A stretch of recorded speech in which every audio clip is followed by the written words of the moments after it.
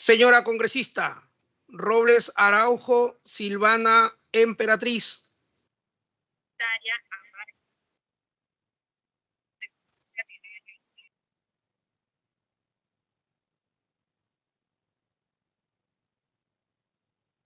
Señora congresista Robles Araujo Silvana Emperatriz.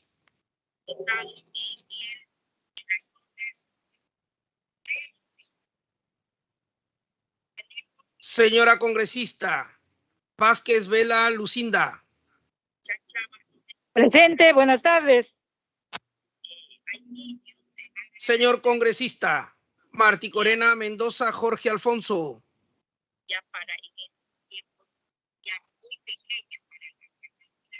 Señor congresista Martí Corena Mendoza Jorge Alfonso.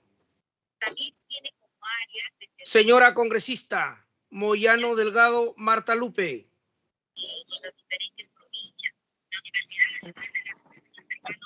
Señora congresista Moyano Delgado Marta Lupe. Señora congresista Chacón Trujillo Nilda Merli.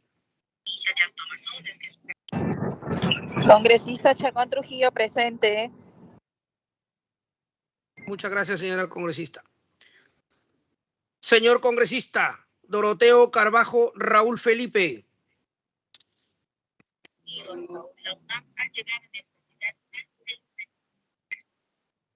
Señor congresista Doroteo Carbajo Raúl Felipe.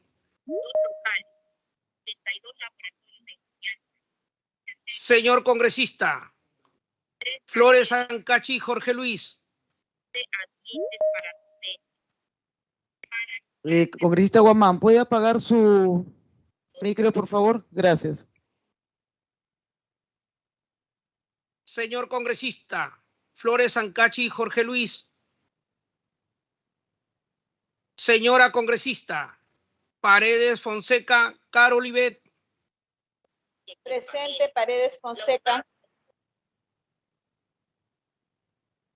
Señor congresista García Correa y Delso Manuel. García Correa, presente. Señora congresista Córdoba Lobatón María Jessica. Presente, señor secretario. Señor congresista Medina Minaya Esdras Ricardo. Señor congresista Medina Minaya Esdras Ricardo.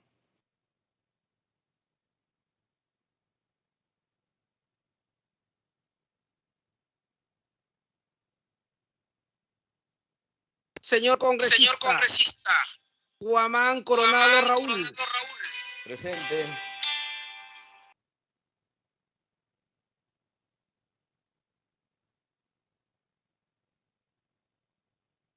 Señor congresista Helera García Wilmar Alberto.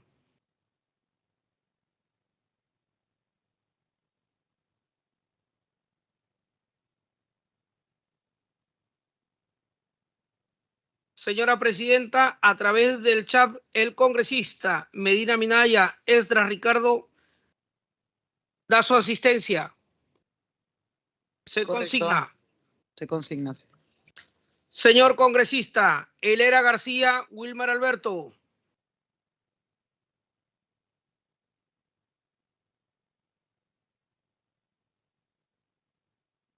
Señor congresista Ceballos Madariaga Carlos Javier.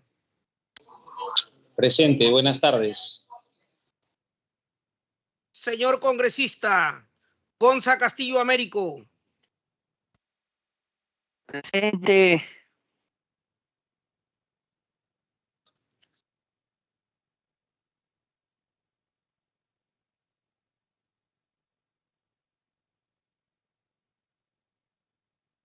Señora presidenta, de los 19 parlamentarios acreditados en la presente sesión, tenemos una licencia y 10 señores congresistas presentes en la sala. Por lo tanto, tenemos el quórum reglamentario para dar inicio a la presente sesión. Muchas gracias, señor secretario Señor técnico. Señor secretario, Entonces, con el- disculpe, señora presidenta. Señora presidenta, vamos a consignar presente. la presencia del congresista Carlos Ceballos. De acuerdo. Señora Gracias, presidenta. congresista Raúl Ceballos. Lucinda Vázquez, presente. presente. Lucinda Vázquez también está Presidente. considerada. Señora presidenta, por Raúl favor, Jorge Flores. señora presidenta, disculpe. La a señora través de su- Chacón también está considerada. La señora Consta Córdoba Castillo me también. consideró. Gonza Castillo también está considerado. Gracias. Jorge Flores. Flores Ancachi también está considerado. Gracias. Raúl Doroteo. Raúl Doroteo también está considerado. Gracias. Con el quórum reglamentario, siendo las 3:10 de la tarde del día martes 10 de mayo, se inicia la sexta sesión ordinaria de la Comisión de Descentralización correspondiente al periodo 2021. Se ha remitido a las direcciones electrónicas de su despacho la citación y agenda y documentos del orden del día. Igualmente se ha remitido el cuadro de proyectos ingresados y de documentos emitidos y recibidos. Pueden solicitar copia de ellos a la comisión. Se pone en consideración la aprobación de Buenas actas. Disculpe, solicito mi registro de asistencia. Congresista Silvana Robles. Muy bien, Silvana, ha sido considerada su asistencia. Se pone en consideración de la comisión. ¿Quién más? Ah, ya Paredes Silvana, gracias a Fonseca ti. también. Gracias por asistir. Se pone en consideración de la comisión las actas de la 15ª sesión ordinaria realizada el 26 de abril del 2022 y la 7ª sesión extraordinaria realizada el 29 de abril del 2022. Para su aprobación. Si hubiera alguna observación, ha sido aprobada. Vamos a pasar a la sección informes. Si algún congresista requiere hacer algún informe. La presidencia de la comisión y hace extensiva la invitación a todos los miembros de esta comisión y congresistas que deseen participar sobre la semana de representación en la región de Arequipa. Esta se va a realizar en Arequipa la semana del 16, del lunes 16 al jueves, fecha 19. Así que vamos a hacerles llegar a ustedes por medio del chat el itinerario del viaje para que nos puedan acompañar con los representantes de dicha región. ¿Algún congresista tiene algún pedido que hacer? Vamos a pasar a orden del día. Presidenta, perdón, ¿me pueden considerar la asistencia? Sí, Estoy por en el supuesto, Congreso congresista y tuve un problema. Obando. Gracias a usted. Orden del día. Es una invitación al secretario de Integridad Pública de la Presidencia del Consejo de Ministros, señor Eloy Alberto Munive Pariona. Señores congresistas, hemos invitado al secretario de Integridad Pública de la PCM, señor Eloy Alberto Munive Pariona, con la finalidad que exponga la opinión institucional sobre el predictamen del proyecto de ley 572-2021 y 675-2021, que propone la ley de prevención y mitigación de conflicto de intereses en el acceso y salida del servicio público, la denominada puerta giratoria. En la sesión anterior, una extraordinaria que tuvimos, se acordó invitar al secretario de Integridad Pública, por lo tanto va a tener 10 minutos para que nos haga su exposición y así los señores congresistas puedan formular las preguntas o dudas que tengan. Gracias y le damos la bienvenida al señor Eloy Alberto Munive Pariona, secretario de Integridad Pública de la PCM. Muy buenas tardes. Muy buenas tardes, señora congresista Norma Yarrow, presidenta de la Comisión de Descentralización, Regionalización, Gobiernos Locales y Modernización Gestión del Estado. Señoras y señores congresistas, miembros de esta comisión, asesores y público en general, reciban a nombre de la Secretaría de Integridad Pública un cordial saludo. En primer lugar, debemos reconocer a los miembros de esta comisión el hecho de haber considerado el proyecto de ley 675-2021-PE que remitimos para atender la problemática de los conflictos de intereses en su modalidad de puertas giratorias, documento que se ha convertido en un insumo central del texto sustitutorio que esta comisión propone y sobre el cual la Secretaría de Integridad manifiesta su respaldo, pero además traemos algunas sugerencias para fortalecer la propuesta que en un instante desarrollaremos. La problemática detrás de la necesidad de esta regulación se vincula básicamente con la alta incidencia de casos de corrupción que se vienen registrando en los 3 niveles de gobierno y que nuestro país adolece, provocando con ello que las políticas públicas que se plantean para atender los principales problemas del país, pues en efecto no sean efectivas ni se atiendan las demandas ni expectativas de nuestra población. La estadística que elabora la Procuraduría Especializada en Delitos de Corrupción evidencia que la carga procesal de casos de corrupción ha ido en aumento en investigaciones a nivel nacional en los últimos años. Ello nos demanda adoptar medidas en todos los frentes, sobre todo cuando identificamos a los conflictos de intereses como una inconducta que es antesala, ¿no?, de la comisión de actos de corrupción. Así, por ejemplo, los delitos de negociación incompatible o aprovechamiento indebido del cargo ocupan un tercer lugar de incidencia a nivel nacional, seguido de cerca por el delito de tráfico de influencias. Ambos tipos penales tienen una vinculación directa con situaciones donde se han producido conflictos de intereses graves por parte de funcionarios y servidores públicos. El delito de negociación incompatible, según nuestro Código Penal, es entendido como una situación grave de conflicto de intereses donde el servidor o funcionario público incumple los deberes asociados a su cargo, pues privilegian el interés personal o privado en desmedro del interés general. En tal medida, los conflictos de intereses agravados podrían convertirse en actos de corrupción reconocidos en nuestro ordenamiento general, los cuales pueden ser evitados a través de mecanismos de prevención efectivos.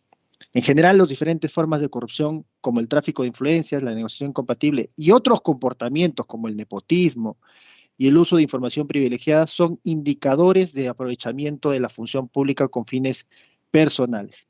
Por lo tanto, nuevamente agradecemos a esta comisión el hecho de que hayan podido apreciar esta propuesta que a continuación vamos a comentar. Siguiente, por favor, si fueran tan amables. ¿Qué buscamos evitar? Estamos evitando básicamente la captura de la toma de decisiones. Y esta captura de toma de decisiones se puede dar en dos contextos. Cuando se dan paso de trabajadores del sector público al sector privado, en donde obviamente queremos evitar que altos funcionarios públicos se trasladen a posiciones lucrativas del sector privado, donde han ejercido alguna labor de regulación en los que se puedan utilizar su experiencia en el gobierno y las conexiones que tienen en beneficio personal. También queremos evitar que funcionarios conviertan sus amplias redes de contacto en mecanismos e instrumentos de defensa para la promoción de intereses de empresas.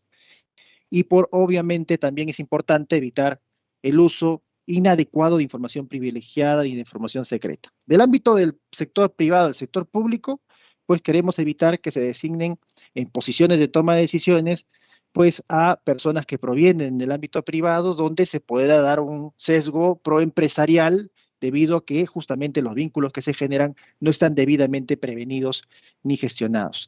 Y obviamente evitar también que individuos que operaron como gestores de intereses al momento de pasar a puestos de asesoramiento o cargos públicos, pues intervengan en favor de los intereses que han defendido. Siguiente, por favor. Siguiente, por favor. El marco normativo que tenemos hasta el momento, pues es amplio, sin duda, pero es insuficiente. Y ahí la necesidad de que el texto sustitutorio reconozca algunos aspectos. Siguiente, por favor. Vamos a entrar en detalle ya con el texto sustitutorio. Tenemos en primer lugar en el texto sustitutorio algunos apuntes que hacer con respecto al artículo 2, numeral 2.1. Aquí, como se puede apreciar en la diapositiva, al lado derecho tenemos el añadido que la comisión ha considerado añadir a la propuesta inicial del proyecto de ley 675-2021-PE. Se está agregando dentro de los sujetos del sector público la figura de directores, titulares y altos funcionarios. Aquí el primer apunte que tenemos que hacer es que no se está especificando de qué entidades públicas se hace mención, porque la previsión inicial que estuvo en el proyecto de ley mencionaba a consejos directivos, consultivos, tribunales administrativos u órganos colegiados. Cabría preguntar entonces, ¿nos estamos refiriendo a directores, titulares, altos funcionarios de entidades que cuentan con consejos directivos, consultivos, tribunales administrativos u órganos colegiados, o nos referimos de todas las entidades de la administración pública? Si es lo segundo, esto podría estar incorporado en la segunda viñeta que vemos aquí, donde menciona el texto sustitutorio funcionarios con capacidad de decisión. Así que dejamos este apunte para que la comisión evalúe añadir, ¿no?, un aspecto ahí para que quede claro a qué nos estamos refiriendo. Si solamente a las entidades que cuentan con estos tipos de consejos directivos consultivos o todos los de la administración pública. Siguiente, por favor. El segundo apunte que tenemos con respecto al texto sustitutorio está relacionado al numeral 2.2 del artículo 2. En este de aquí se menciona, y creemos con certeza, se ha especificado, ¿no?, que los titulares de acciones y participaciones están comprendidos en la ley 26887, que es la Ley General de Sociedades, y decreto ley 21621, que es la ley norma que regula las empresas individuales de responsabilidad limitada, que creemos acertado. Sin embargo, se ha añadido una segunda parte relacionada a personas jurídicas sin fines de lucro. Aquí la sugerencia que tenemos que hacer es que lo más correcto sería separar este literal en dos, puesto que para el caso de personas jurídicas sin fines de lucro, pues no es compatible la idea de posiciones que mantengan acciones o participaciones. Esto no es propio de entidades sin fines de lucro, sino más bien al contrario de entidades con fines de lucro. Entonces ahí la sugerencia de la Secretaría es que se considere el literal A solamente reservado a personas jurídicas con fines de lucro, y un B nuevo, adicional, que especificaría la información relacionada a personas jurídicas sin fines de lucro. Esto para que tenga mejor entendimiento, porque lo contrario aquí no se entendería, ¿no? Además que también la relación con otras empresas, ¿no?, que se menciona en la parte final de la redacción, tampoco es propia de una relación con personas jurídicas sin fines de lucro. Con respecto al literal B del texto sustitutorio, pues la Secretaría considera que es importante el añadido de precisar también a gerentes de las empresas vinculadas. Siguiente, por favor. Con respecto al numeral 2.3 del artículo 2, pues aquí, si bien se detalla que al nivel del reglamento se va a especificar quiénes son los sujetos del sector público-privado, ya se establece en el texto sustitutorio de manera enunciativa y no excluyente una lista de sujetos del sector público, cosa que es muy interesante y estamos de acuerdo. Sin embargo, aquí sugerimos que se ordene el artículo en vista de que primero se habla de los sujetos del sector público, luego del sujeto del sector privado y luego se pone la lista que hemos mencionado. Quizás ahí el tema de orden sea más apropiado intercambiar las dos últimas numerales, ¿no? Siguiente, por favor.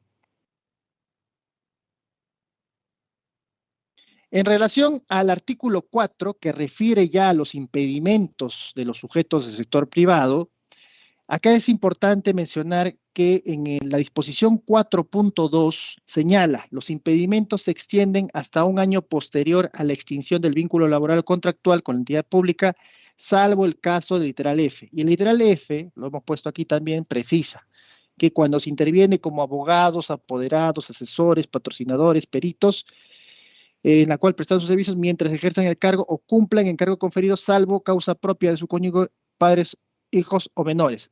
Acá está hablando básicamente de que esto aplica hasta la conclusión del proceso. Si esto lo comparamos con el estándar actual de la Ley de Prohibiciones e Incompatibilidades, se está disminuyendo el estándar, porque la ley actual de prohibiciones e incompatibilidades señala que ese impedimento subsiste de manera permanente. En cambio, en la propuesta del texto sustitutorio se está señalando hasta que concluya el proceso. Entonces ahí nosotros hacemos como sugerencia que examinen esta salvedad que se está colocando en el 4.2, en vista que en la exposición de motivos no se ha hecho ninguna referencia de por qué la necesidad de disminuir el estándar que actualmente está ya en la ley de prohibiciones e incompatibilidades. Así que dejamos también una sugerencia, que se revise por favor el 4.2. Siguiente, por favor. En cuanto al artículo 5, referido a los impedimentos de los sujetos del sector privado, se menciona en el 5.1 una salvedad. Dice, salvo disposición expresa dispuesta en leyes y normas especiales que establezcan otros impedimentos, los sujetos del sector privado señalados en el artículo 2, y bueno, de ahí va a mencionar ya los impedimentos que establece el texto sustitutorio. Nosotros consideramos que si esta norma va a representar, ¿no?, la principal ley de regulación para prevenir y mitigar los conflictos de intereses en el acceso y salida al sector público, es necesario que aquí ya se contemple de manera expresa el periodo de enfriamiento que está actualmente regulado en otras normas. ¿Por qué lo mencionamos? Porque si se precisa como está actualmente en el texto sustitutorio, si se coloca esta salvedad, podría ser que mediante otra norma, no necesariamente una ley, sino un decreto supremo, se disminuye el estándar que se está señalando en el texto sustitutorio. Por eso nosotros recomendamos que en el 5.1 más bien se reconozca lo que ya actualmente contamos en el marco normativo a nivel de organismos reguladores, fiscalizadores y supervisores, y continuando con la redacción del artículo 5, se coloquen obviamente los impedimentos que la Comisión ha considerado relacionadas con la intervención en ciertos procesos, ¿no? Ahora más adelante voy a mostrar un modelo de redacción que quizás puede ser de ayuda. Siguiente, por favor. El texto del artículo 5 continúa, ¿no? Y dice, en el caso de los titulares de más del 1% de acciones y participaciones en empresas con las competencias de las entidades públicas, el impedimento para acceder a los cargos en el ámbito público es permanente mientras cuenten con acciones o participaciones. Acá había que hacer la indicación de que es necesario que se precise qué podría suceder si es que justamente este patrimonio es trasladado a la administración del mismo a terceros, ¿no? Y esto lo mencionamos porque en la experiencia latinoamericana, por ejemplo en Argentina y Chile, existe una figura que se denomina el fideicomiso ciego. Y el fideicomiso ciego significa que aquel que es poseedor de acciones y participaciones cede de manera temporal a un administrador, a un fiduciario, la administración de sus bienes, ¿no? Y estos retornan una vez que deje la función pública. Sin embargo, pese a que esto es bastante ingenioso, no ha significado una gestión adecuada porque se han dado cuestionamientos aún a pesar de estas situaciones. Entonces quizás sea necesario que se evalúe si es que este impedimento de posesión de acciones y participaciones también se mantiene a pesar de que la administración se puede encargar a un tercero. Con respecto a la precisión de impedimentos relacionados a la intervención por un plazo de 3 años, la Secretaría considera pertinente la propuesta del texto sustitutorio, ¿no? Acá no tenemos ningún comentario. Siguiente, por favor. Vamos ahora a mostrar la propuesta de redacción que podría quizás resolver esto que hemos señalado. Por ejemplo, aquí sugerimos que el artículo 5 empiece con el 5.1 de la siguiente forma. Los sujetos del sector privado señalados en el artículo 2 respecto a organismos reguladores, supervisores y fiscalizadores tienen como impedimento formar parte de consejo directivo o ser designados presidente o presidente ejecutivo hasta 2 años posteriores a la extinción del vínculo laboral o contractual con la empresa o institución privada vinculados a la competencia del organismo regulador, supervisor o fiscalizador. Esto en la actualidad ya está regulado en diferentes normas. Nosotros consideramos que es necesario que se indique también en esta ley, porque esta va a ser la ley marco de todos los ejercicios para prevenir conflictos de intereses en acceso a la función pública, ¿no? Entonces, si esta va a ser la norma de referencia, que se consigne esto en concordancia con el marco normativo ya vigente, ayudaría justamente a que el objetivo de esta norma pues alcance lo que estamos esperando, ¿no? Que se tenga pleno conocimiento de aquello que se puede y no se puede. Y a continuación, pues obviamente puede seguir lo que la Comisión ha propuesto, que está relacionado justamente a los impedimentos ya no con un periodo de enfriamiento para otros casos, sino como la reducción de la intervención en causas sobre las cuales se ha tenido algún nivel de participación, ¿no? Entonces, la propuesta concreta de la Secretaría es que el 5.1, en vez de que se señale la salvedad de las disposiciones establecidas por ley u otras normas especiales, se reemplace por esta que es expresa y explícita, ¿no? Esto, como les comento, ya está regulado. Esto no estamos creando una nueva previsión aquí, sino se está reconociendo lo que ya se encuentra regulado y lo estamos protegiendo. Porque lo contrario, como comentábamos, podría ser un riesgo de que a través de otra norma se disminuya lo que actualmente ya se tiene y se aplica para organismos reguladores, supervisores y fiscalizadores que ejercen pues precisamente una actividad fundamental y sensible justamente a la comisión de conflictos de intereses. Siguiente, por favor. En relación al artículo 7, y esta es la última parte de la intervención, consideramos que lo que ha propuesto el texto sustitutorio es favorable, ¿no? Se han precisado infracciones leves, graves y muy graves, cosa que está muy bien para efectos de esclarecer cómo debería atenderse el incumplimiento de lo que se ha establecido. Sin embargo, reconocemos que no se ha considerado aquí una disposición para aquellos casos donde existe un vínculo contractual. Lamentablemente, en la administración pública, los vínculos que se generan no solamente son laborales, sino también son contractuales. Y existen muchas posiciones de toma de decisiones en donde la forma de contratación es locación de servicios, contratos bajo el ámbito del PAC o el FAJ. En ese sentido, la Secretaría propone que se añada un artículo denominado cláusula de cumplimiento.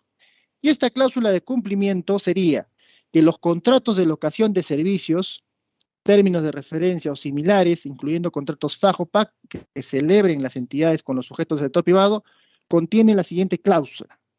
Son causales de resolución del contrato la presentación de información inexacta o falsa de la declaración jurada de prohibiciones e incompatibilidades. Asimismo, en caso de que se incumpla con los impedimentos señalados, se aplica la inhabilitación para contratar con el Estado. Y esto justamente llenaría el espacio que estaría vacío relacionado a las relaciones contractuales, principalmente con figuras como mencionado, ¿no? Contratos FAJ y PAC que son frecuentes en puestos de en puestos de confianza, básicamente en la administración pública.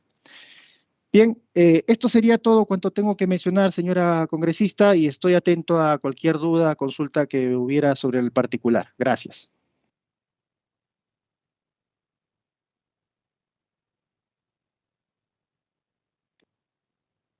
Disculpe, congresista, no le escuchamos porque el micrófono está apagado.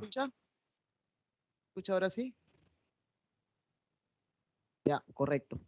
Habían algunas pequeñas dudas realmente sobre, más que nada, el control y fiscalización, ¿no? Sobre, por ejemplo, yo quiero también acá ofrecer el uso de la palabra, creo que la congresista Chacón tenía algunas dudas en la exposición pasada, pero, por ejemplo, acá hay en el artículo 9 que se dice supervisión.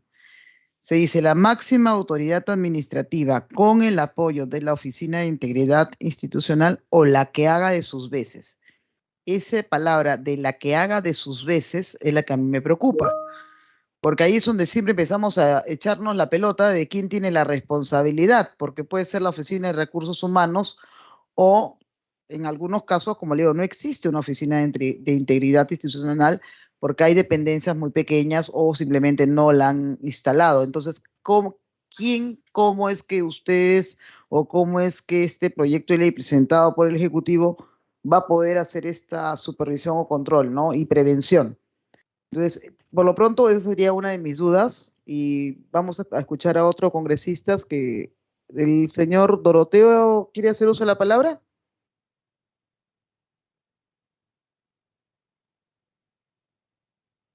Bueno, ¿quién necesita hacer uso de la palabra para alguna pregunta?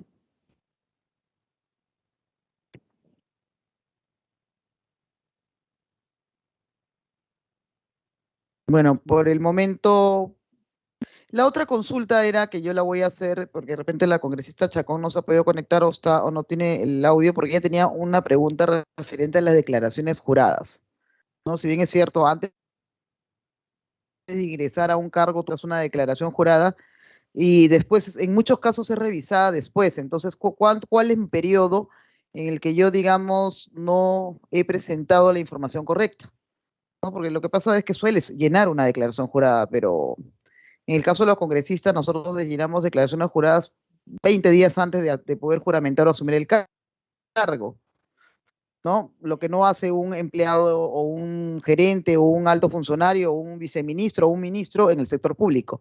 Y un poco para ahí va enfocada mi pregunta. Gracias. Gracias, congresista, presidenta de la comisión, y por su intermedio a los congresistas también presentes. Con respecto a la precisión o la mención de oficinas de integridad o la que haga sus veces, este proceso se encuentra regulado en la actualidad a través de la Directiva 001-2019 PCM-SIP. No es una disposición abierta, sino más bien está cerrada a modalidades expresas. Por ejemplo, en la actualidad, de manera automática, por defecto, la función de integridad la asume la máxima autoridad administrativa. Esta autoridad administrativa puede crear una unidad funcional de apoyo al interior de la máxima autoridad administrativa para ejercer la función de integridad. En la actualidad ya se aplica y está en funcionamiento en muchas entidades de esa forma. Y otra opción es creando una oficina de integridad institucional que ya representa un esfuerzo mayor porque tendría que modificarse el reglamento de organizaciones y funciones. Aquí es preciso señalar que el Congreso de la República hace no mucho tiempo, será hace menos de un mes, emitió la Ley 31433.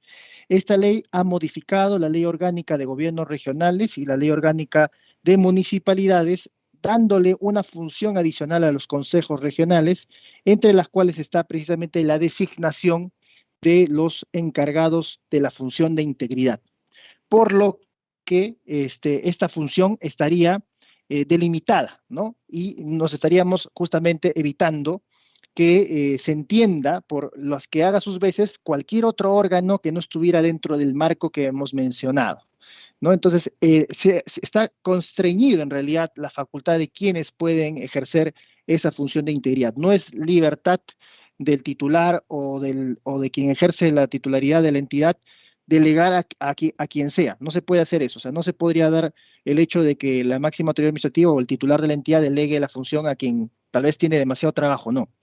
Porque el precepto central de la función de integridad es darle esa función de manera dedicada y exclusiva a un grupo de funcionarios públicos. Es decir, la idea es que no se generen más tareas a alguien que ya tiene tareas, sino que exista un pool de especialistas que justamente se dedique solo a la función de integridad.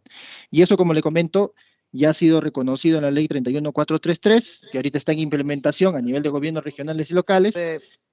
Sí. Perdóneme, secretario, pero yo voy a interrumpir ahí, porque esa ley ha sido promocionada por la Comisión de Descentralización, y una cosa es que tú le des facultades a los, consejeros regionales y a los regidores para que ellos, por un acuerdo de consejo, puedan crear una oficina de integridad, y una cosa es que tengan que hacerlo, porque ellos no pueden ejercer funciones en su cargo, ¿de acuerdo? O sea, no es que ya les estamos dando, es una facultad, y o a través de la Contraloría de la República pueden ejercer puedan tener un mayor, digamos, solvencia para poder hacer obra de fiscalización. Pero acá no solamente se trata de que se está dando facultades, porque también es decisión o potestad del Consejo, tanto de regional como del Consejo distrital o metropolitano, ¿de acuerdo? O sea, las cosas claras, o sea, la oficina de integridad no es que debe, tiene que ser un instrumento de fiscalización, porque si no, esta ley no va a funcionar, ¿no? Y eso es lo que yo se lo quiero dejar así de claro. O sea, si es que tenemos que hacer una modificatoria, o tengamos que hacer las modificatorias que usted crea conveniente hacerlas, pero no dejemos al libre albedrío del gobierno regional, local, provincial, centro poblado o entidad del Estado, por más chica que sea. Ojo que estamos hablando también de una pronta ley de descentralización donde no van a haber de repente ni las facultades ni el presupuesto. También estoy de acuerdo en que no debemos nosotros hacer crecer más el aparato, digamos, gubernamental en ninguna de estas instancias, pero sí que esta oficina, que va a ser la que va a controlar esta famosa ley de las puertas giratorias, tenga una función. Y para ello se necesita que tenga un nexo quizás permanente con la Contraloría General de la República, con la PCM, porque estamos hablando de cargos específicos. Estamos hablando, por ejemplo, de lo que está diciendo usted ahí, en los asesores del presidente de la República, ya entraría en este paquete. ¿De acuerdo? Porque estamos hablando de ese tipo de asesoramientos. Pero lo que necesitamos es la transparencia para que tenga esta ley, de alguna manera, pues esa función fiscalizadora, reguladora, y evitar pues lo que se está viendo actualmente en muchos casos, temas de corrupción, malos contratos, personas que no califican para los cargos, y en conjunto el Congreso de la República con el Ejecutivo estamos poniendo hoy en mesa este proyecto de ley del Ejecutivo. Pero sí voy a agradecer que seamos claros en las funciones y cuál es y cómo es que se va a canalizar esta. ¿De acuerdo? Le voy a dar la palabra a la congresista Chacón y de ahí continúa, señor Eloy. Gracias, presidenta. Muy buenas tardes, señora presidenta. Por intermedio suyo, saludo también a todos los colegas de la comisión y al invitado, al señor Munive, en la calidad de secretario de Integridad Pública de la PCM. Veo que en el repaso del artículo 7 que ha hecho en su exposición, los conflictos de intereses agravados sí están bien definidos en la propuesta y queda claro que conductas como el nepotismo, el uso de información privilegiada y el tráfico de influencias constituyen infracción muy grave. Pero disculpen que insista de repente en el aspecto referido a las infracciones leves, ya que no he escuchado en la exposición del invitado nada al respecto. ¿Qué pasa en la práctica si todas estas instancias que se mencionan en el numeral 7.4, ya sea la Oficina de Integridad de los ministerios o la OSI, en muchos casos dependen de la máxima autoridad de la institución? Y pongamos en el caso que precisamente la máxima autoridad de la entidad, llámese gobernador regional o el alcalde, es quien incumple con presentar su declaración jurada de conflicto de intereses. ¿Qué mecanismos podemos implementar para asegurar que las denuncias de personas naturales o jurídicas den lugar de manera real a un proceso administrativo disciplinario? Y por último, ¿qué hacemos con la presentación tardía de la declaración jurada de conflictos de intereses? Hay gobernadores y funcionarios de gobiernos regionales que no presentan ni al inicio ni periódicamente y no les pasa nada. En cambio, si fueran los congresistas, Dios mío, nos degollan. Y entonces, referido a ello, ¿no? ¿Qué es lo que están proponiendo, ¿no? Ellos incumplen y no asumen sus responsabilidades. No amerita al menos una infracción leve, digo yo, ¿no? Y bueno, y mi otra pregunta, usted ya la acaba de absolver con la propuesta de la cláusula de cumplimiento. Así incorporamos las contrataciones directas con el Estado que estaban quedando fuera. Muchísimas gracias, señora presidenta. Gracias, congresista. Señor Eloy, le damos el uso de la palabra, ya creo, y le damos la bienvenida al congresista Martí Corena, que se acaba de unir a la sala. Y le damos la palabra para resolver la pregunta de la congresista Chacón, sin antes volver a recalcar que sería bueno puntualizar lo que más o menos ha manifestado, que son las inquietudes pequeñas para que una vez se pueda poner a votación este proyecto en una sesión próxima. Señor Eloy, tiene la palabra. Gracias, Presidenta. Voy a puntualizar. Con respecto a lo mencionado sobre la naturaleza de la función de integridad, comentar nada más con números. A nivel del Poder Ejecutivo, son más de 200 entidades las que ya tienen implementada la función de integridad a través de algún mecanismo. Ahí tenemos un importante aporte. A nivel de gobiernos regionales, 23 gobiernos regionales ya tienen implementada la función de integridad y los que restan, que son básicamente ahí 3 gobiernos regionales, están en proceso de implementación. A nivel de gobiernos locales también ya existe, ¿no? Y nosotros señalábamos que la ley 31433 va a impulsar más esta necesidad. Sobre la relación de la declaración jurada, hay que hacer una distinción entre la declaración jurada de intereses, que es un mecanismo que ya se encuentra regulado por una ley que se emitió el año pasado, en la que cualquier funcionario con capacidad de decisión tiene que presentar esa declaración para mostrar sus vínculos, tanto profesionales, comerciales, laborales, en los últimos 5 años, que ese ya tiene un marco, ¿no?, regulatorio, que inclusive se señala puede ser sancionado cuando se incumple su presentación, tanto por el procedimiento administrativo disciplinario interno de la entidad, como el procedimiento sancionador de la Contraloría General de la República. La propuesta de la declaración que incluye este texto sustitutorio a sugerencia del proyecto de ley es básicamente una declaración donde se deja constancia de que no se incumple los impedimentos que la norma está precisando, ¿no? Es una declaración donde se dice, yo dejo constancia de que no incumplo con los impedimentos 1, 2, 3, 4, 5. Ese documento se debe presentar de manera previa a la contratación. Y bajo reglamento se debe explicar, obviamente, cuál es el procedimiento para su entrega y salvaguarda, ¿no? Porque obviamente estas declaraciones pueden ser tanto firmadas de manera hológrafa o de manera escrita como de manera digital y por lo tanto tiene que asegurarse la custodia de esta información. Ahora bien, esta declaración sirve precisamente cuando se detecte situaciones que pudieran significar, por ejemplo, la presentación de información inexacta o falsa, ¿no? Es decir, ¿qué pasaría si es que la persona ha mentido para ingresar a las entidades públicas y en efecto sí mantiene algún impedimento señalado en la norma, ¿no? Obviamente esta declaración ayudaría a resolver ese inconveniente a través del procedimiento administrativo disciplinario, además de las responsabilidades tanto civiles, penales que pudiera ello significar, ¿no? Ahora bien, en cuanto a las preguntas que nos formulaba la congresista Chacón por intermedio de usted, Presidenta, referirle que en el caso de las infracciones leves que se han señalado, estas están relacionadas principalmente con la responsabilidad que tiene la entidad de solicitar la declaración, ¿no? Y también con respecto a no implementar acciones de prevención y mitigación, porque básicamente la norma tiene como objetivo central prevenir, ¿no?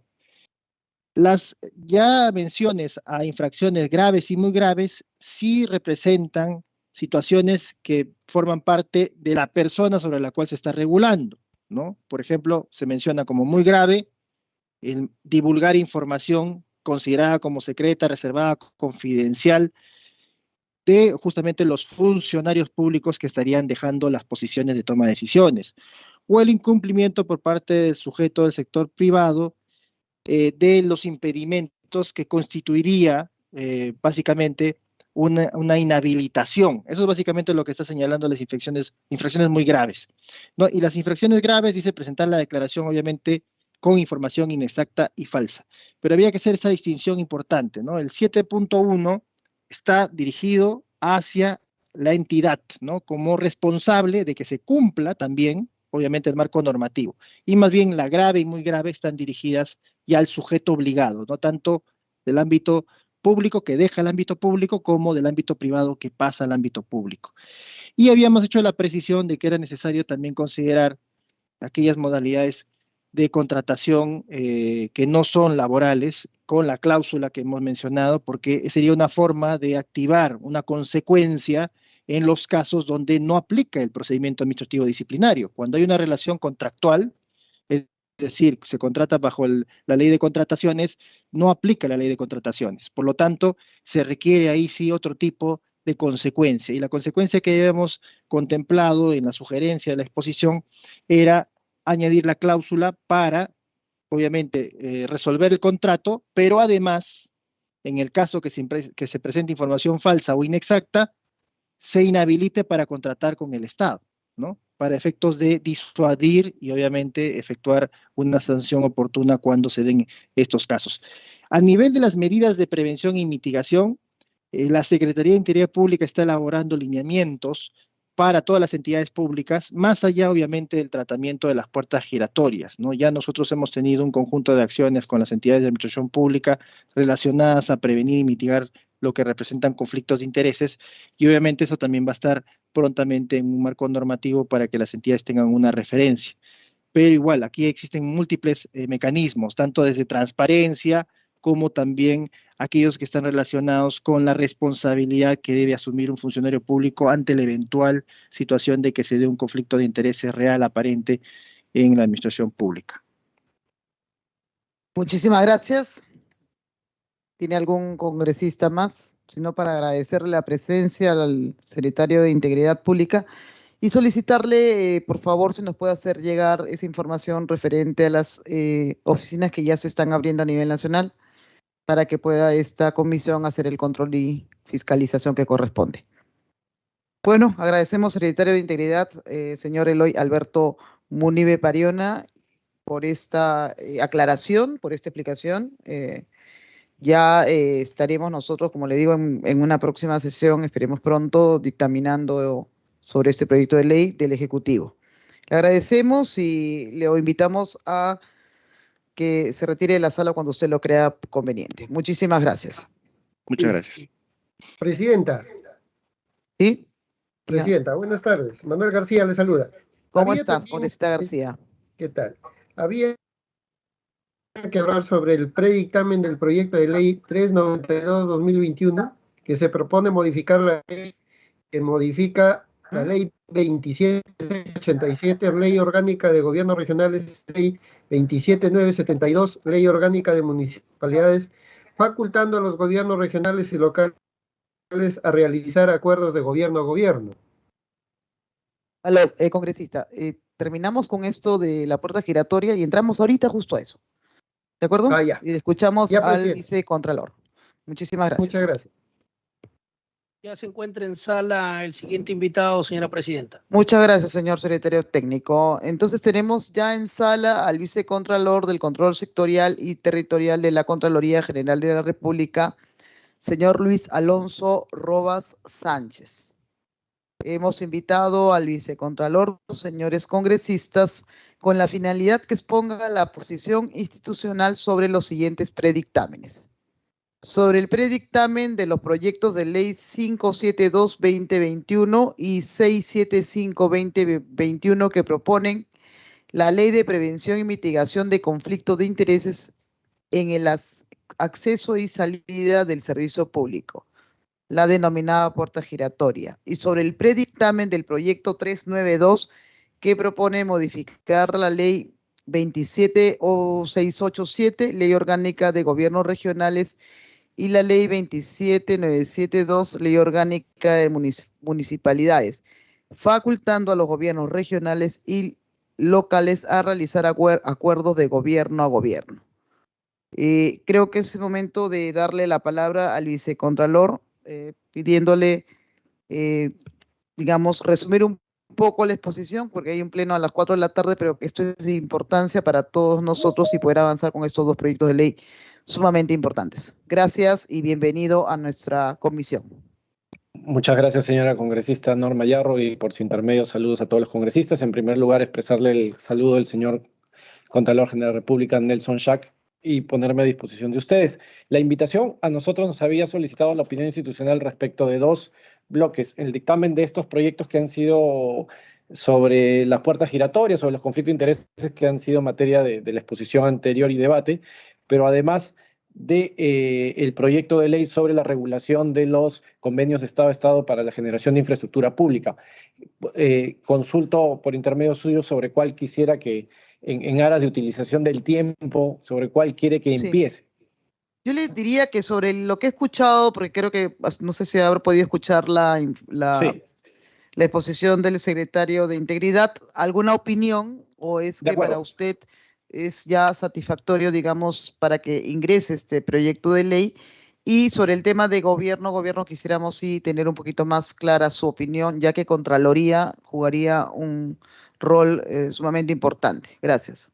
Gracias, señora congresista. Sí, ya no voy a repetir las cosas que han sido vertidas en la exposición anterior y que han sido materia de consultas y de respuestas, pero sí, nosotros sí compartimos la preocupación de su comisión y de todos los señores congresistas en general por regular y prevenir la configuración de conflictos de interés en el ejercicio de la función pública, tanto sea al ingresar o al salir de esta misma. Sin embargo, estamos a efectos de que este proyecto, como usted dijo y la escuché atentamente, genere un cambio y no sea lírico, que creo que esa es la intención de la comisión. Sí estamos preocupados por el enforcement, por la capacidad de hacer cumplir la ley, especialmente respecto de qué pasa cuando un funcionario público o un servidor público que sigue detallado en esta norma sale de la administración pública. La primera pregunta, y cuando analizábamos el dictamen y los proyectos de ley, es ¿cómo vamos a generar mecanismos de cumplimiento de esta ley? Es decir, en el caso de exfuncionarios públicos que cesen y que vayan a trabajar la actividad privada, dentro del año de moratoria que establece la iniciativa legislativa, la pregunta es, ¿quién va a hacer el control? ¿Quién va a hacer el seguimiento o verificación? Le comento esto porque ya en otras normas, como las normas de los reguladores, entre otros, la norma que regula la creación de estos reguladores de servicios públicos, ya hay normas parecidas, pero la pregunta que siempre nos hemos hecho y personalmente que me hago es, ¿quién hace seguimiento? Claro está, la Contraloría General, de acuerdo al artículo 82 de la Constitución, no tiene mandato sobre agentes privados. Nosotros fiscalizamos, de acuerdo al artículo 82 de la Constitución, los actos de las entidades públicas, los actos del servidor público. Entonces nos preguntábamos, ¿quién va a cubrir este espacio? Porque de lo contrario lo que vamos a hacer es regular el acceso y regular todo lo que suceda durante la relación entre funcionarios públicos y el Estado, y entre ellos. ¿Qué pasa cuando un funcionario público egresa, sale del Estado y no cumple con la norma? En algún momento pareciese que el dictamen, el predictamen que nos hemos expuesto son las oficinas de integridad de las propias entidades. Sin embargo, ese es un tema que queríamos poner sobre la mesa para apoyar y para poner nuestro grano de arena sobre la mesa en este debate. Porque si no resolvemos eso, hay una pata de la mesa que va a estar coja, que no va a estar resuelta. Y la verdad, señora congresista, con mucho respeto, convertirse en un buen deseo, pero no necesariamente en una realidad, como usted y por su intermedio otros congresistas en la exposición precedente. Eso es por un lado. Luego, lo que también hemos evaluado es que se implemente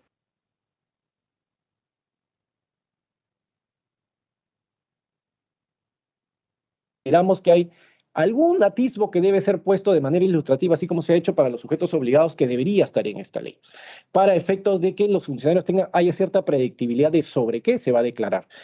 Nosotros revisábamos algo de literatura especializada sobre la materia y encontrábamos que el profesor Roberto de Michel, de la OSDE, y es un profesor argentino de Derecho Administrativo, señalaba que hay cosas básicas, ¿no?, que se deben, cuando uno habla de declaración jurada de intereses, se deben plantear, como quién declara, qué se declara, cuándo debe declararse, entre otras.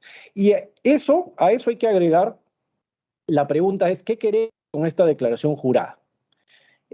Porque dependiendo de eso es cuando surge la inquietud de cuándo se va a revisar la declaración jurada. ¿Se van a revisar las declaraciones juradas? ¿Están obligadas las entidades a fiscalizar estas declaraciones juradas? ¿Van a fiscalizar todas? ¿Van a fiscalizar algunas? Y por último, ¿las declaraciones juradas van a ser públicas? Porque consideramos que una de las virtudes, o sea, dada la avalancha y la cantidad de declaraciones juradas que se podrían recibir,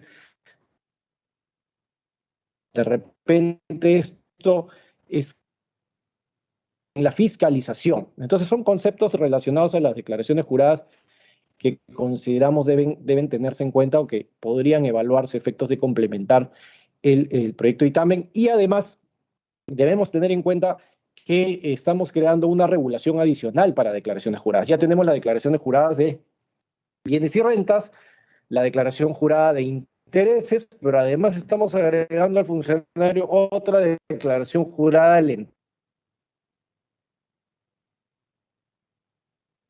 entrar. Entonces, las dos primeras son reguladas y administradas por la Contraloría. De parte de la Contraloría, una reunión con su equipo técnico, el equipo técnico de la Contraloría que ve las declaraciones juradas, porque a veces cuando uno abre una serie de instrumentos, una serie de formatería que tiene que presentar los funcionarios, lo que se genera es, tengo muchos requisitos que cumplir, entonces comienzo a tener omisiones, errores, o no los cumplo. Y a veces, muchas veces lo que se señala es que, claro, la omisión es del que en verdad, el que transgrede siempre cumple, en presentar todas las declaraciones juradas, pero a veces el que sí cumple, pero que tiene un montón de cosas sobre el escritorio, pierde y estaríamos persiguiendo al que no necesariamente es el objetivo de esta norma. Entonces, ese es otro tema. Un tercer tema es evaluar la pertinencia de toda la regulación que se está creando aquí para aquellos puestos a los que se accede por un concurso público de méritos, pero en verdad un real concurso público de méritos, un concurso público competitivo con toda la diversidad del caso, porque acá lo que se quiere es, al evitar la influencia para acceder, al evitar que el conflicto de intereses, entonces eso hay que merituar, ponderarlo con aquellas personas que concursando en todas las distintas etapas de un proceso de selección, ya sea examen, de examen de evaluación curricular, pueda acceder. Finalmente, concuerdo la necesidad de que esta ley se convierta en una norma marco sobre el particular de conflicto de intereses para evitar la proliferación normativa. Una de las cosas que, como ustedes saben, la Contraloría hace control de legalidad de los actos de las entidades, conforme al artículo 82 de nuestra Ley Orgánica 27785. Sin embargo, una cosa que encontramos es que, y esto está recogido en mucha literatura especializada, es que cuando hay mucha norma que regula un aspecto, hay la tendencia a complicar la gestión pública y a que el funcionario, no necesariamente del gobierno nacional o de las entidades nacionales, sino especialmente de los subnacionales y locales, cometan errores. Entonces sí consideramos válido y sumamente rico que en este cuerpo normativo se concentren las mayores instituciones que regulan, en este caso, el conflicto de intereses y que estaban reguladas en otras normas particulares o especiales como la 27815, la 27332, la 27588, que han sido reestablecidas en el dictamen. Y eso es lo que brevemente, perdón de que me haya extendido un poquito, pero creo que queríamos aportar algunas más interrogantes que han surgido en nuestro equipo al momento de revisar los documentos, los proyectos de ley 572, 675 y el predictamen sobre el mismo. Y si usted me lo permite, paso rápidamente sobre el convenio de Estado de Estado, señora Ya, congresista. un momentito, si me permite, vicecontralor, yo le quería pedir, que usted dice, si bien es cierto, lo que quiere es hacer leyes que funcionen. No queremos cumplir con las leyes, queremos hacer que funcionen, no queremos que sean, como le digo, un saludo a la bandera, porque creo que no venimos de ahora, de mucho tiempo atrás, venimos, como se dice, dilatando este tema de corrupción, de tráfico de influencias y bueno, creo que es el momento de que si tenemos la disposición de la Contraloría, la disposición de la PCM, yo le voy a invitar cordialmente en nombre de la comisión a una reunión de trabajo donde podamos sentarnos la PCM, Contraloría General de la República y la Comisión de Descentralización, porque creo que son cosas que se pueden ir mejorando en el transcurso de un diálogo para sacar un proyecto de ley pues, que sea tanto de orgullo de ustedes como de nosotros, como también de la PCM. Muchísimas gracias. Pasaríamos al tema entonces gobierno. Claro que sí, con todo gusto, Convenio. señora congresista. Muchas gracias. Y claro, sí, ponemos a disposición nuestros execos para cuando usted y la comisión lo guste. Ley que establece, vamos brevemente sobre la ley que establece que los gobiernos regionales y locales pueden realizar acuerdos de gobierno a gobierno. ¿Contralor? ¿Ah? Perdóneme. Perfecto. Entonces quedaríamos en una reunión que ya mis asesores les pasarían la invitación y obviamente también hacerles extensivo, podrían estar presente en esa reunión, porque creo que son, como te digo, temas que deberíamos conversarlo. También se le va a pasar la invitación al señor Eloy. Pasamos entonces al siguiente tema, por favor. Con todo gusto, señora congresista. A ver, actualmente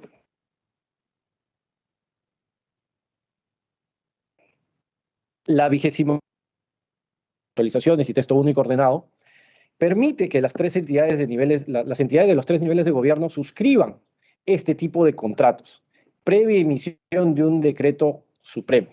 Entonces, en principio, nosotros lo que advertíamos era que si bien es cierto, se está haciendo una modificación a las leyes orgánicas de los gobiernos regionales y municipalidades, esto ya estaba en contenido en una disposición complementaria de la ley de contrataciones.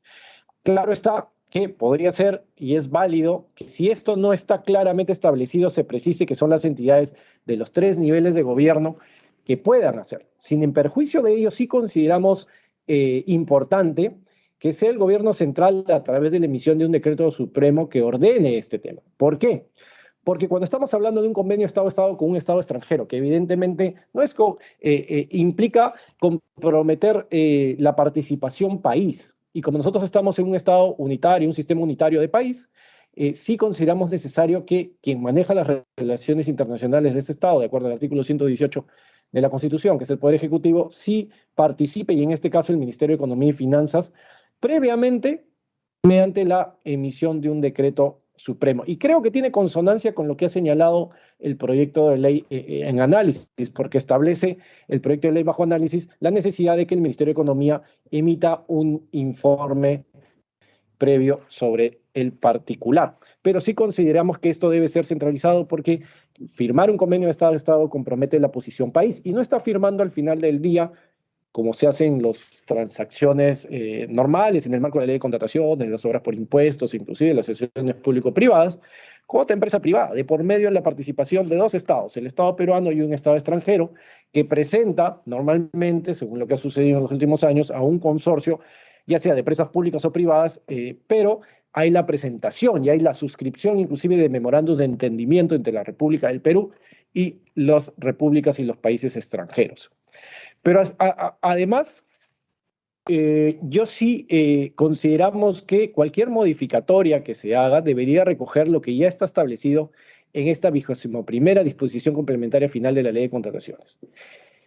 En el sentido de que existan la necesidad de que previamente existan informes técnicos económicos en donde se comparen las ventajas ofrecidas por los estados interesados con el marco de la ley de contrataciones en general.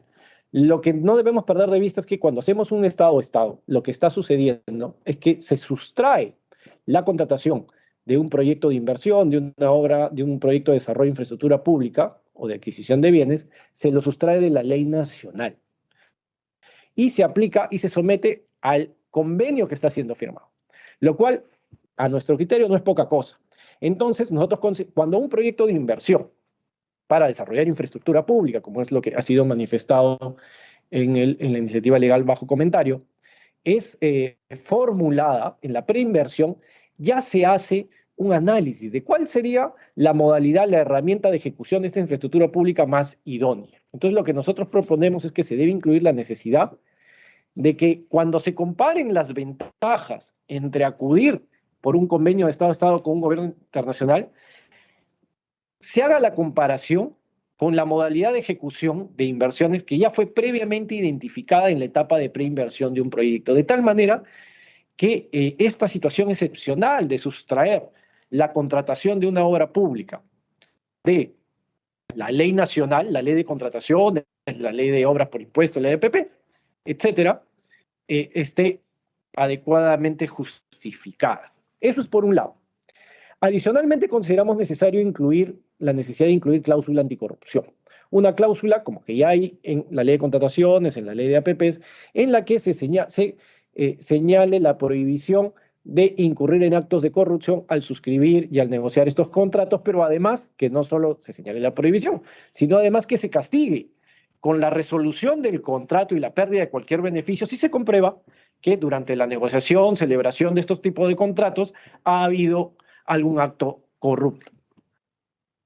Finalmente, consideramos que, en tercer lugar, asimismo consideramos que se debe incluir un extremo que se sancione la falta de entrega de información a los órganos del Sistema Nacional de Control con la resolución de pleno derecho del contrato. Esto para nosotros es sumamente álgido, porque la Contraloría para hacer servicios de control necesita información, necesita documentación, necesita evidencia que le permita, a través de sus informes, pronunciarse sobre la corrección o no, sobre el cumplimiento o no de las condiciones, de los parámetros normativos establecidos para la ejecución de un contrato. Más aún en el caso de contratos para la generación de infraestructura pública o de obras públicas. Entonces, si no tenemos información, no podemos hacer control. En el caso de entidades públicas, nosotros tenemos mandato, pero el problema es cuando la información se encuentra en entidades que están sometidas al derecho internacional o que por los privilegios e inmunidades que cuentan no están sometidas al derecho nacional y al mandato. Entonces, para nosotros es clave que, y por lo tanto ya hemos tenido alguna vez, hace muchos años, una mala experiencia que cuando requerimos a entidades de naturaleza internacional documentación, estas algunas veces se escudaron en las inmunidades y privilegios diplomáticos que con su condición les otorga. Entonces, ¿qué pasa si no nos quiere entregar información un Estado o el representante de un Estado extranjero? Nosotros no vamos a poder hacer control. Entonces, para nosotros es imprescindible que se ponga claramente, se establezca claramente y expresamente que se sanciona la falta de entrega de información con resoluciones del contrato de pleno derecho, de tal manera que así se generen los incentivos necesarios para que siempre nos entreguen la información. Y finalmente, para la selección del Estado extranjero, además de los criterios técnicos y económicos que ya están establecidos en la 21ª disposición complementaria de la Ley de Contrataciones, consideramos que las entidades que busquen firmar este tipo de contratos deben hacer un análisis en el que se incluya criterios de transparencia, integridad y anticorrupción para seleccionar a los estados. No, si estamos sustrayendo y estamos excepcionalmente recurriendo a la ayuda de un estado extranjero para ejecutar, implementar infraestructura pública, lo que no puede pasar es que vayamos a un estado que no tiene prácticas de integridad y honestidad y por el contrario, sea estimado por los estándares internacionales como estados o repúblicas más bien que tienen muchísimos casos de corrupción, porque estaríamos contaminando el convenio internacional que firmemos. Asimismo, en el proyecto de dictamen se menciona que el Ministerio de Relaciones debe realizar un análisis estratégico, pero la verdad no hemos encontrado cuál es el fundamento, en qué consistiría este análisis estratégico, para qué lo haría. Luego, además, en el predictamen se señala que se debe precisar que los G2G se suscriben para el desarrollo para obra pública. Yo considero que el concepto grande es para infraestructura pública. ¿Y por qué? La diferencia puede ser sutil, pero es grande. Cuando uno habla para implementar obra pública puede estar remitiéndose a la construcción, al mejoramiento, pero en general cuando uno habla del desarrollo de infraestructura pública puede incluir la operación y mantenimiento de esta infraestructura. Y si algo pasa en este país, lamentablemente, es que muchas veces todo el mundo quiere inaugurar las obras, pero no se le entregan recursos, y eso pasa especialmente a nivel de gobiernos subnacionales, no se da recursos para adecuado mantenimiento y operación. Y la infraestructura que no se mantiene se deteriora rápidamente y el gran perjudicado es el ciudadano. Entonces, y finalmente, respecto de la opinión previa de Contraloría, señalar que esta debe versar sobre el cumplimiento de las condiciones legalmente establecidas para la contratación del Estado. Antes de la emisión del decreto supremo que está establecido en la 21ª disposición complementaria final de la Ley de Contrataciones. Eso es a grandes rasgos y de manera muy rápida, señora congresista, he querido resumir nuestra posición, no sin antes terminar diciéndole que hay que tener cuidado con la utilización de los convenios de gobierno a gobierno, porque la verdad es que estos no son la panacea. Hay temas estructurales que afectan y aquejan el desarrollo de infraestructura pública y que inclusive afectan a los convenios de Estado a Estado que la República del Perú ha firmado. Por ejemplo, si uno no tiene una contraparte, una entidad pública contraparte del otro Estado fuerte, una entidad pública peruana fuerte, con competencias, con profesionales, lo que va a pasar es que no van a saber cómo gestionar el contrato. Y frente a los contratistas internacionales, extranjeros que vienen con mucho expertise, la verdad, perdón por lo coloquial, pero no encuentro otra mejor forma, podrían almorzarnos, señora congresista, y perdón por lo coloquial de mis palabras, pero eso puede pasar. Si uno pone en una negociación, en una gestión contractual, a dos partes, y una parte está sumamente especializada y la otra no sabe, no tiene las competencias, el conocimiento técnico, lo que pasa es que una va a la deriva de la otra. Depende de la otra y al final no se acaban resguardando, especialmente en el caso de entidades públicas, los intereses de la nación y la relación jurídica no es equilibrada. Además, los convenios de Estado a Estado no solucionan un problemón que tenemos en el Estado peruano, que es la deficiencia en la realización de estudios de preinversión y expedientes técnicos. Lo que ha pasado en los convenios de Estado a Estado es que ellos han recibido los estudios de preinversión de la parte peruana, en teoría listos para sacar a proceso de selección y ejecutar, y cuando los han revisado han tenido muchísimas deficiencias. Y algo que estaba pensado en hacer 2 años se convirtió en 4. Y algo que estaba pensado en costar 2 ha acabado costando 6. Y esto no lo soluciona ni el G2G. Además, hay problemas en la disponibilidad de terrenos que aquejan a los convenios de Estado-Estado, a las APPs, a las obras por impuestos. Entonces, resumen, hay una serie de problemas estructurales por los cuales que aquejan la inversión pública, que también aquejarían los convenios de Estado, pero que uno no debe correr y pensar que son la panacea y que porque tengo un convenio de Estado todo va a salir rápido. La evidencia empírica y los informes que ha emitido la Contraloría sobre particular ya demuestran que eso no es así. Hay que analizar bien antes de comprometer a la República en un convenio de Estado-Estado. Esta decisión tiene que ser muy pensada y muy sensible, porque cuando firmamos un convenio de Estado-Estado estamos poniendo la reputación país frente a la reputación de un Estado, y de esa relación jurídico obligacional no nos vamos a poder escapar. Y si la resolvemos, vamos a tener que pagar muchísimo dinero más allá del perjuicio en la reputación y el rating internacional respecto a inversiones que sostiene este país.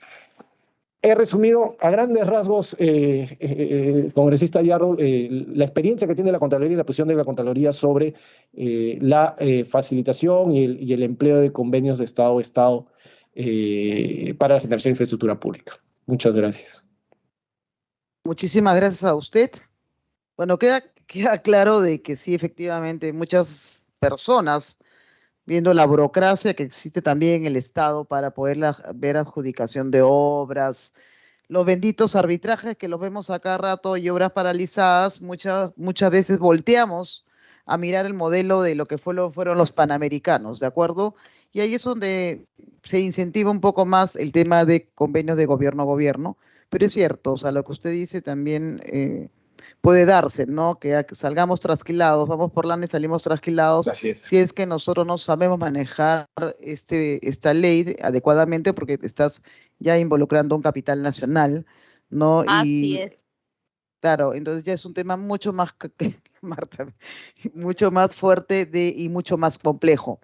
Y más aún en el tema de los gobiernos regionales, ¿no? Y los gobiernos locales, donde ellos necesitan no solamente que exista este control sobre el contrato de gobierno a gobierno, sino la fiscalización que tendría que hacer de alguna manera la Contraloría General de la República para poder nosotros, y con el aval del gobierno nacional, ¿no? Para poder controlar. O sea, acá necesitamos varias llaves en esta gran puerta, ¿no? Que sí es cierto, nos puede abrir a algunas opciones, pero también nos puede llevar a equivocaciones fatales para un país como el nuestro, sobre todo cuando se tenga que pagar indemnizaciones millonarias por errores que se puedan cometer. Por lo tanto, yo le dejo abierto alguna pregunta a algún congresista y le solicito, señor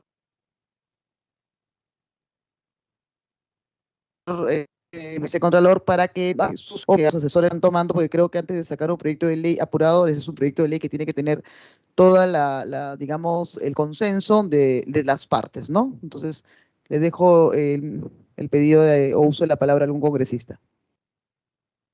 Señora Presidenta, consignamos la asistencia de la congresista Moyano Delgado Marta López. Muy bien, Presidenta. secretario técnico. Si algún congresista quiere hacer uso de la palabra.